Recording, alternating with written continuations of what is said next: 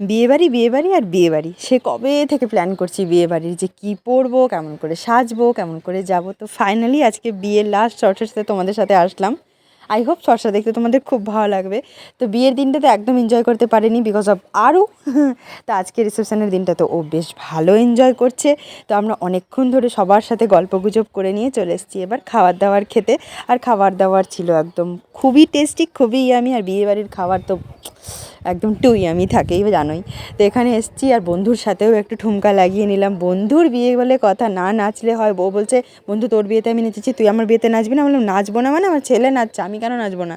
তো ফাটিয়ে এনজয় করেছি বিয়েটা পুরো। আর জানো তো 6 বছর হলো আমার বিয়ে হয়েছে। কলকাতা থেকে মালদা আমি অনেকবারই যাতায়াত করি, ওই বছরে 1-2বার তো হয়েই যায়। তো টিকিট আমরা তৎকালেই কেটেছি এই 6 বছর ধরে।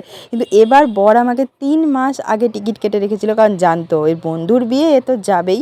তো তৎকালে কী কাটার আমি আগেই কেটে রাখি টিকিট, তো 3 মাস আগেই টিকিট কেটে রেখেছিল।